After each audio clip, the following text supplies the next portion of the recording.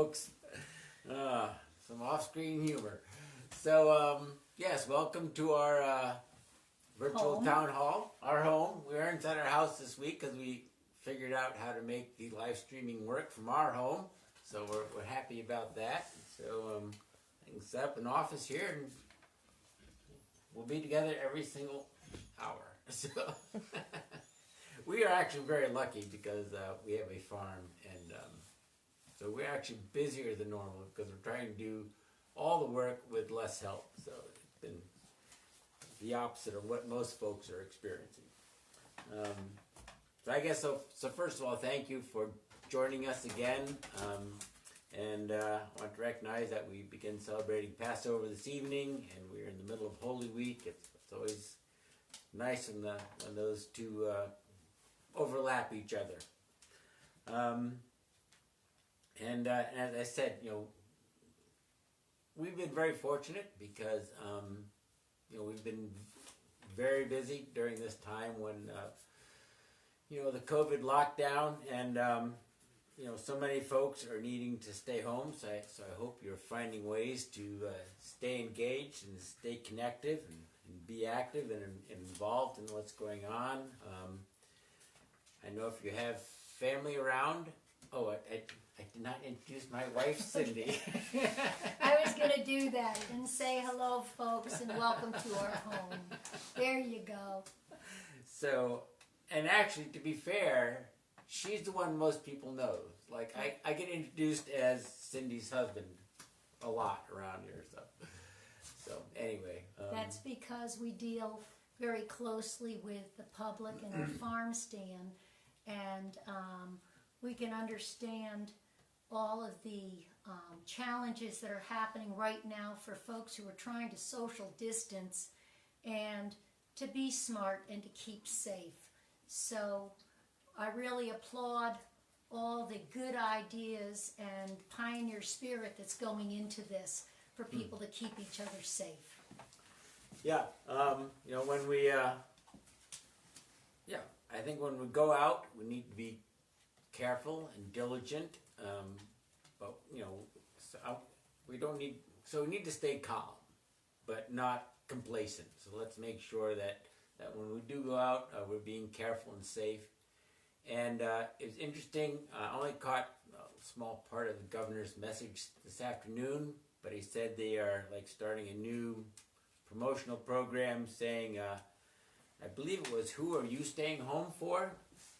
Because what you're really doing is, by staying home, you're protecting other people, the folks who may be very seriously challenged if they contracted the COVID virus. So you're staying home not so much to protect yourself, though in many cases that is certainly the case, but there are other people you're staying home to protect, and also all the healthcare workers and first responders are so overwhelmed at this time. The more we can do to reduce the burden on them, so they can spend some time with their families at home. So we have some folks spending too much time with family sometimes, and some folks who are not with their family at all, because of the seriousness of the situation here. So I certainly appreciate all the efforts that folks are taking to be careful and be home, and thank you for that. What I want to do today, and you can send in questions, any questions you want on campaign or issues, whatever you want to do. I just wanted to, in the beginning here, go through some of the programs that have been recently enacted to help businesses and folks and individuals. Well, I'm not going to get into the automatic IRS or payroll thing. The IRS, small business loans? No, never mind. I'm going to stick with businesses, farms, and unemployment. So, but I just want to look at a few of those programs and kind of highlight things. So I'm not a information portal, but I've had a bit of experience with government service and interacting with government, so maybe just some insight as to how some important points along the way. And just saying, so the Paycheck Protection Program, so that's a loan for up to 8 weeks of payroll for a business. It will be forgiven if that money is used to retain employees, and it's unsecured, meaning you don't have to put up collateral in order to get that loan. So it's a loan that's it's a program really intended to help keep people employed, and I think it's a well constructed program for that purpose, because they don't put a lot of roadblocks into helping people access it. But there's one important caveat in it, and it's kind of a double-edged sword or catch-22. So if you're planning to utilize these funds, this loan, after your business starts up again, because you've had this long period with nothing going on, so it's going to be hard to make payroll once you actually start, then you should delay applying for the loan until you're ready to use it. The problem is it's a first come, first serve program. So there's also the possibility it will be out of funds by the time you're ready to use it. If you're waiting until you get back into business, because you can't. I don't want to get into areas that I'm not really confident of, but if you're not going to use it right now, I don't think it's a useful tool for you immediately. So yeah. So short-term compensation for workers with reduced hours. So this program is kind of a way so if an employer, their business is slowed down but not completely stopped, they can work with their employees to share time. So some employees, they're working half-time or whatever, working with co-workers to kind of share the time. They can apply for partial unemployment benefits to cover the time that they're not working. So that's a unique program, and it's one where the employers need to take the initiative to work with the New York State Unemployment Office to put that program into place for their business. But just letting everyone know, that's certainly a very viable option for a lot of people. Paid sick leave. So this is an emergency paid sick leave program. It requires employers with 500 employees or less to provide sick leave and paid family leave for people who are dealing with those issues because of the coronavirus outbreak, and it reimburses those employers through a 100% or through a tax credit to up to 100% of the cost of the program to the employer. So it's a type of thing that would be very drawn out payback to the employer, but certainly something that could be looked at and could be beneficial. If a business has fewer than 50 employees, so they can apply to be exempted from this. So for very small businesses, which would certainly have trouble trying,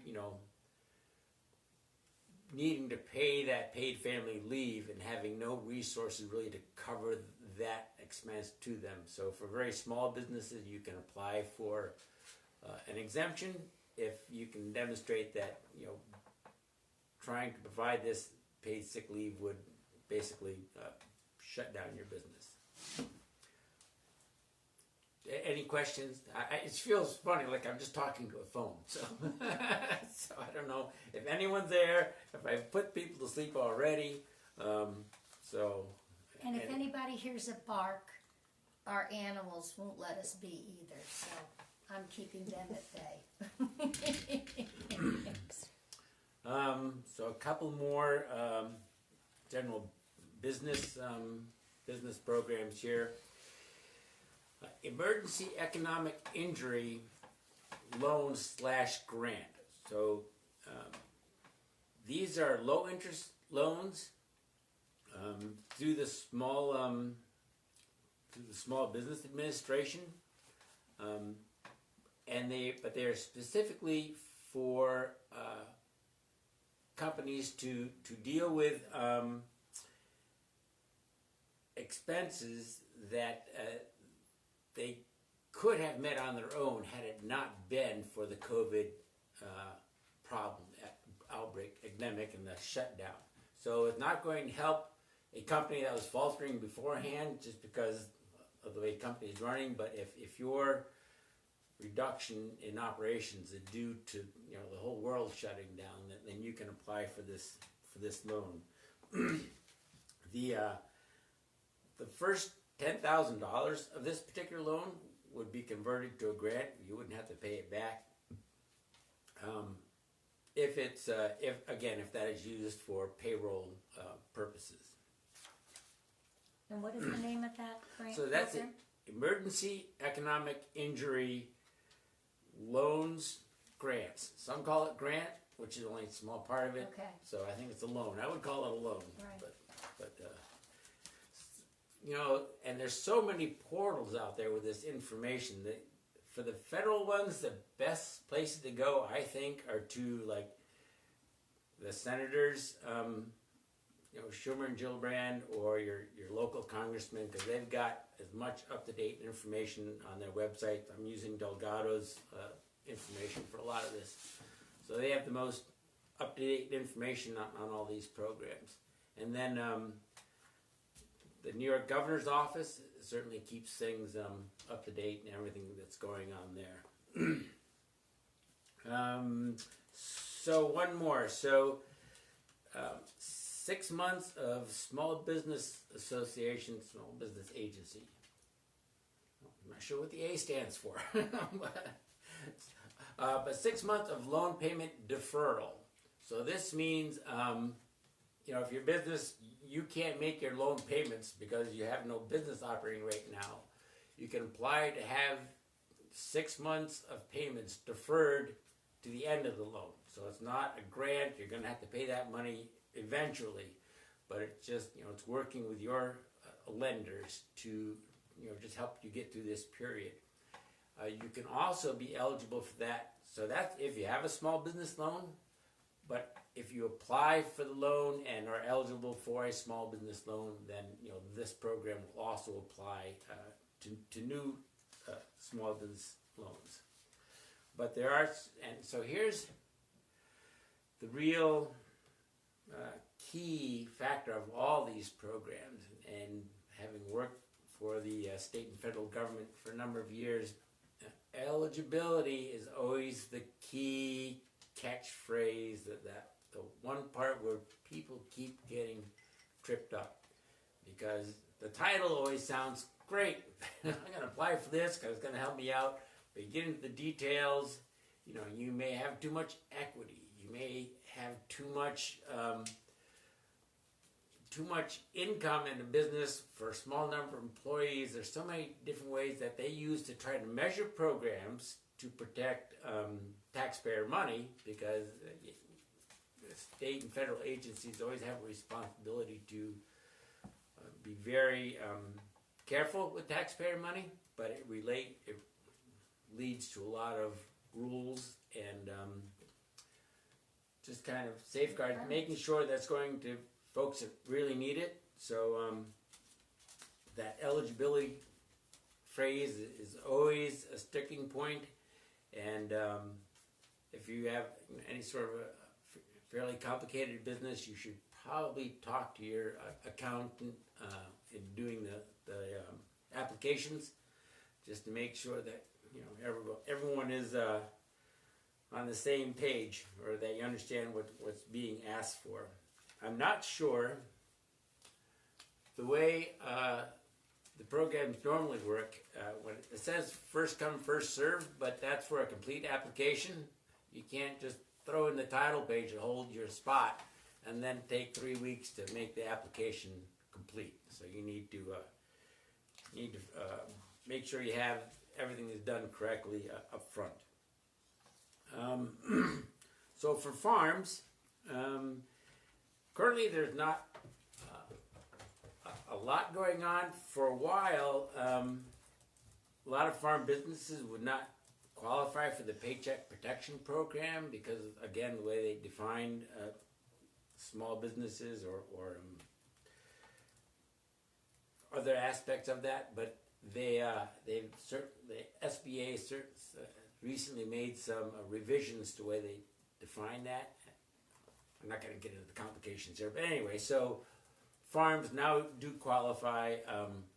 Not all farms. There's never everybody qualifies for anything like this because every program has certain aspects to it. But they recently do have more access to the Paycheck Protection Program so that they can hopefully pay their employees. If they've had a downturn, again, it relates to having an impact in your business related to the COVID breakdown. So if there are issues impacting your business outside that, that will probably not be covered by these programs. For the Farm Service Agency, Congress has increased the amount of funding available for the Farm Service Agency to make loans. But again, these loans require having a feasible business plan. So it's not just, we have a disaster, let's go get a loan. You still need to have a viable plan for exiting, getting through this and carrying on afterwards. So I said, they all look good. We're doing all this for everybody, but there are certainly caveats that can be real deal breakers in some instances. And milk, of course, is a huge issue right now. When the state shut down initially, there was a huge run on fresh milk, fluid milk. They were diverting trailer loads of milk to processing plants to make fluid milk for the stores because they could not keep those gallons and half gallons of milk on the shelves because everyone was going to be home for the next 3 or 4 weeks and people were out shopping trying to buy supplies. Then immediately what happened after that is all the schools and restaurants, of course, were also shut down. So that whole milk marketing channel shut down overnight. And, as I say, there was a 2-week rush on purchasing milk in stores, and then that shut down. So you now have seen in the news recently, farms needing to dump milk. So the USDA is working with processors to at least pay farmers for the milk they need to dump. Unfortunately, there's not really anything can be done to help really support the price of milk. They will really buy more milk to put in products like cheese and dry powdered milk. Try to take some of it off the market.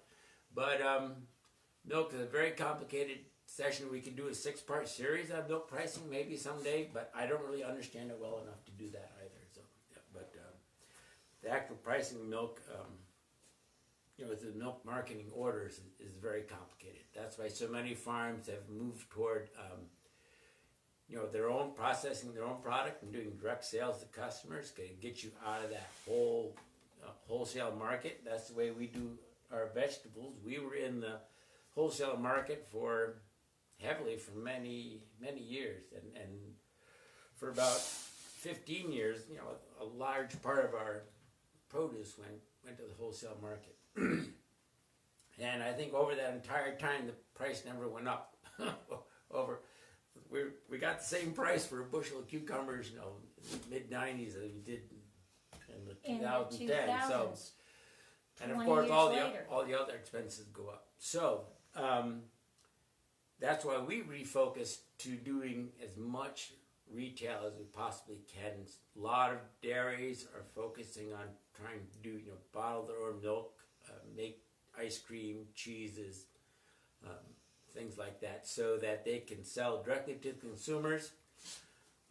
Certainly not an option for everyone, because the story still is there's an oversupply of milk. So by everyone moving to a much more diversified channel is not going to address that either. And there will always be that huge, supply demand for the milk going through the milk processing channels, institutional and schools and like that. Things that just cannot be handled on a small scale. So there are certainly marketing opportunities for everyone, but the commercial milk producers are certainly struggling and have been for a number of years. And we are just starting to come out of it when the entire shutdown occurred. So, And for everybody at home, milk producers, the amount of money they get for their milk is based on a raw milk butterfat percentage. And so by buying whole milk, that's a very basic way to help dairy farmers, and that they move more of what they're getting paid for versus our yogurts and other things like that. So as a consumer, when you're home and you're thinking that whole milk is 97% fat free, and that when you get 1% fat free of that, I believe you're still getting 96% of the fat. Maybe I haven't done the math right, but it's whole milk is 3% fat, so 1% Okay. milk is only 2% less fat. So it's a very small amount, but to a dairy farmer, that's how they're getting paid. So think about that when you go to the grocery store and you weigh out, I think I'm going to get whole milk this week. And it tastes good. It tastes great. There you go.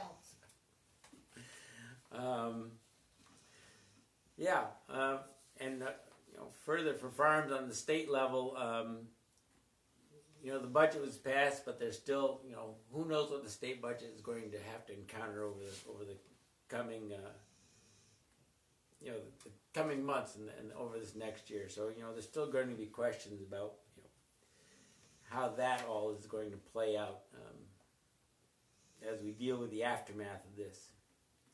I'm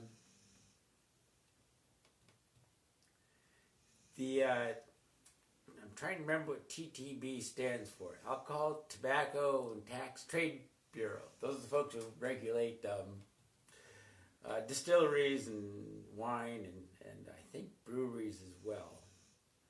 But they're postponing several of the filing deadlines for paying the tax that is due on every gallon of alcohol. So there are efforts and that's a federal program. The Department of Labor, the U.S. Department of Labor, is also working again to help farmers with the H-2A workers. Because so many farmers are now gearing up for the year's harvest, and so many farms rely on foreign workers to come in year after year, folks who know how to do that work and can get the job done. We're having trouble getting those folks into the country right now, so they're working on ways to try to figure out how to facilitate that. But it's yet another real struggle that farms are going to face here, and perhaps over the remainder of the season. Because if you don't get the work done in the spring, if you don't get things planted in the spring, they won't be there in the fall. And another thing, when it comes to returning farm workers, lots of times we think of it as unskilled labor, but absolutely not. These folks are skilled, and that's why you're asking them to come back, because they really help get the crops in the ground and keep things healthy throughout the growing season, and then help with the harvesting. So, on our farm we use a very small workforce, but a very talented workforce, and they're worth their weight in gold. And that's something about, I think, every farmer who can appreciate their workforce. Boy, we wish we could pay them more, but they get the largest percentage that we all can give from the profit or what we bring in from our sales. So it's not just unskilled labor. It's really talented people. Yeah, farms And cannot, long hours. Yeah, farms cannot function without their labor pool. And as she said, what she's trying to say is, farms generally pay the help as much as they possibly can because they need that help there. The issues are farms are struggling just to survive. We see milk dairy farms going out of business all the time. As we just said, in the produce business, we compete with produce from other countries and actually even other states. That can be produced at a much lower cost. So for 10 years, the price we could receive on the wholesale market, never went up. Maybe now it's 20 years. So when you're dealing with those type of economic pressures, it's difficult. And then you get something like this where you can't even get your help in, to help get the crops in the ground. And then, like I say, who knows from the rest of the season, what it'll be like. And this could be a very challenging year. I did hear on the news this morning that some farms, and they didn't say what products they were and stuff, but they couldn't, they had stuff that they couldn't sell or whatever, so they're donating it to the food banks, which I think brings up another point about the farmers in New York State. Farmers in New York State donate more food to the food bank system than any state in the country. Maybe second, I don't know, I think it fluctuates back and forth, but when you look at the size of states like California and Florida, and the fact that New York farmers donate so much food to the food bank system is a real testament not only to the hearts of the farmers, but how important they are to the entire state community. That, especially all the urban areas and downstate where you're not producing the food. All your food is coming to you from somewhere else. So when you have farms in the system willing to donate what they can to that, to make sure that folks who need nutritious food have it, that's a very important asset for the country. And it also has a lot to do with, in New York State, we have some very savvy and practical management of our food bank system. And a lot of those folks had families who were in farms and understand the systems. And that makes it easier for folks like us to participate. So, because we're always talking about things that are perishable, food is precious. All right, now, unemployment. Because I know while a lot of folks are working from home, I know there are many, many, many people who are unemployed because, obviously places where they're employed can no longer operate with the shutdown.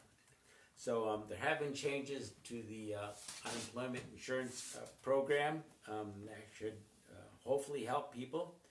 I want to say, first of all, the filing for them has been, has overwhelmed the system. So New York State Department of Labor is trying to kind of organize it to try to smooth out that load. So we'll try to get this online. I'm sure you can probably find it, like say, on New York Governor's Office website. But if your last name begins with A through F, they would like you to file on Mondays. Wow. If your name begins with G through N, they would like you to file on Tuesdays. And O through Z, file on Wednesdays. Could you say that again Yep. now that we know we have to pay attention? Okay. A through F, file on Monday. G through N, file on Tuesday. O through Z, file on Wednesday. Now, if you missed your day to file, you can file Thursday, Friday, and it says Saturday, so apparently they are now also operating on Saturdays to try to handle the workload. And it's important to remember and that any claim you file will be backdated to the day that you became unemployed. So waiting an extra day or two to call in to file your claim should not impact when your unemployment benefits begin. So that's important. Wow. It's also good to know that the Federal CARES Act extended that individuals will receive an additional $600 per week. Now, I'm not sure that's every individual. They said like on average, so don't hold me to this one because I'm just going off what I'm finding on the websites as well. But an additional $600 per week in unemployment compensation through July 31st, 2020. So this is along with, in addition to state-provided uninsured benefits, should replace 100% of the wages. So it's a program to make sure that often your unemployment insurance is some percentage of your normal wage. This is an effort to try to make sure everyone who has lost their job due to the coronavirus epidemic is being paid like 100% of what they would have received anyway. And you got this information off of Congressman Delgado's website. Some of these are kind of a mix of I have. Yeah. But that would be a good resource if someone wants to see it in front of them Delgado's, and read it. Okay. Congressman Delgado has a COVID-19 resource page up, and Small Business Administration has one. They're all over. I mean, it seems like everybody's got the links up there to go to these things. But it's good to cut to the chase. So it also extends the length of time you can receive unemployment benefits to 13 weeks. So, to help we're going to try to get through the other side of this whole shutdown. And it also expands who is eligible for unemployment insurance. So it now includes self-employed people, because there's a lot of self-employed people and what they call gig employees, which I don't really know what a gig employee is, although I've heard the term. I'm sorry, did that make me old-fashioned? A little bit. But independent contractors, part-time workers, or employees. So, and even folks with limited work history. So long as their unemployment is connected to, their place of employment being shut down due to the COVID, they will be eligible for unemployment. So it really expands who can apply, because those litmus tests could be rather onerous at times, but this is clearly an effort to make sure that people can pay their bills and keep functioning and put food on the table as best they can. I also want to put a plug in here for food banks. I think everyone has seen lines of people lined up for to get food from food banks. So and apply for SNAP benefits. I know there's been extra money put into so SNAP is supplemental nutrition assistance program. Normally used to be called food stamps, but most people using that service are employed. Just because the cost of living is so expensive, just to own a house and car and everything else, and the level that you receive is certainly based on need, but they've put extra money into that program as well from the federal government because they realize the huge need that's currently going on. So I encourage folks to apply for that. We accept. Well, we can't. Do we accept them now at the farm stand? We're working on Okay, it. yeah, we're trying to We're figure out how trying to do to it move now towards it. because everything is kind of busy. We take the EBT cards like during the summer, but We're trying to Yeah. figure out a system that we can do it safely. right. So, but I also want to put in, when you're talking about food banks, I want to put in a plug for folks who might feel that they are in a situation where they can volunteer. Mark Quant, who is the executive director of the Northeastern Regional Food Bank, last night he was on the Albany News saying that they can use more volunteers. So if you're interested, I don't know what criteria they need as far as they're trying to do everything at distance, but they did put that out, and so you go onto their website and find out if you can be a volunteer for sorting and moving. Mark Quant, he's doing He's a really a good guy. job. Awesome. Go, Mark. Also, so one more, I'm going to give you some more numbers on filing unemployment insurance. First, I'm going to give you a phone number,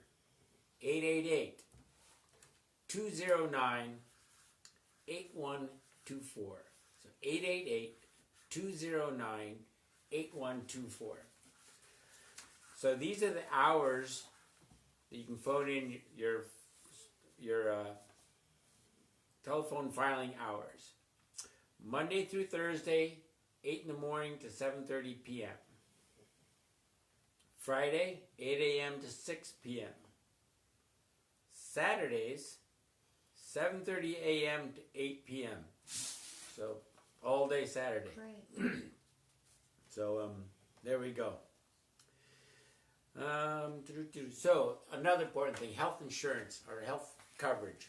The New York State has extended open enrollment in the New York State of Health program, which you can go to NewYorkStateOfHealth.ny.gov, NewYorkStateOfHealth.ny.gov. So that's open enrollment for coverage, to purchase coverage, or if you qualify, at a very much reduced price. For health insurance under the ACA program, again, I don't remember what the Obamacare. What does ACA stand for? So, too many acronyms. But anyway, Affordable Care Act. They've extended open enrollment to May 15th for folks to apply for that, so that you can have a coverage if you've lost your job. And that's not for every state, so this time No, we have to this say, is New York. yay, Yes. New York. Yeah. So New York has really stepped up to the plate and provides some of the best, most comprehensive coverage in the country. so many times we just think that bureaucracy's got too many fingers in the pot, but maybe this time it's going to be a beneficial thing. Well, it's that we really have to exchange. again a real demonstration of a healthcare system that is tied to where you work. And when something like this happens, which on an individual level is stressful enough, well, now when you have entire communities, so much of the population is faced with that fact that their health care is tied to where they work, it's a crazy system. So, we really need, this is one of those things we really need to fix, to make sure that everyone has access to health care. If you can get it through your place of work, fine, but that shouldn't be, the indicator, the factor saying, yeah, you're allowed to have health coverage, or affordable health coverage. So this is something we really need to work on. And who knows how this is going to stress our medical facilities, healthcare facilities in upstate New York. If you get a couple of large pockets of outbreaks, our healthcare facilities are already pretty overwhelmed and running on very, very slim margins, if not negative margins. And to be confronted with something like this, and the shortage of healthcare workers. It could be a real problem, and also, hopefully, if we face that, it will be after things calm down in New York City, because as the governor has said, if they have the extra help and equipment, they will send it up to help us, through our crisis. So hopefully we can just keep everything going at a low level, and it won't reach to that point. and so many regional hospitals, small regional hospitals, which are so important to us in rural New York State, they are specialists in certain areas, and a lot of times that has to do with elected procedures. One hospital might be really good in hip replacements. Another hospital might be really good in heart and different things that they're really specialized. And now all those hospitals, because elected surgeries have been put on hold, they're not getting the income that they usually earn. And so that's going to put an additional stress on them.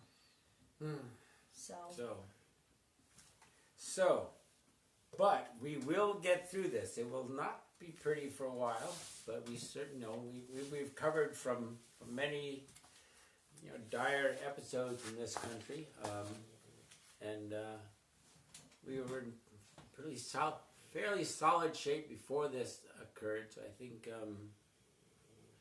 I have confidence that we'll once we get on the other side of it, we will recover fairly quickly, and things will go back to normal.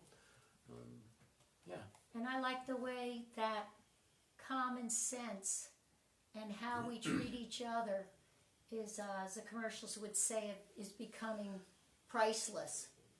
It's revalued, and maybe that's something that we'll move forward with. So, any questions? I don't see anybody's hand up. We put the all dog to sleep. Yeah, I think we did pretty effective there. All right, folks, I think our next conference call is next Monday at 6 or 7 o'clock. I can't remember. We'll send you plenty of reminders. 6 o'clock next Monday. And we'll see how it goes. And once again, thank you for tuning us in. And if you have questions or family members have questions, you can always email those questions ahead of time. And that gives Jim a chance to do a little research to come up with some answers. Or you can just ask a question on the website anytime. info@jimbarberforsenate.org. Just send in any comment or question you have. We don't have to wait till next week to answer it. And this Sunday, Easter, we are going to be socially distancing ourselves from our family, but we are going to be making pancakes. So we're not sure who yet, but we'll sort it out. So tune in for virtual pancake breakfast, and hopefully we'll be able to tell you what emergency management or fire company that we're hoping to support this week. So there we go. Maybe a food bank. Maybe a food bank. All right. Take care. Be Thank you, well. folks.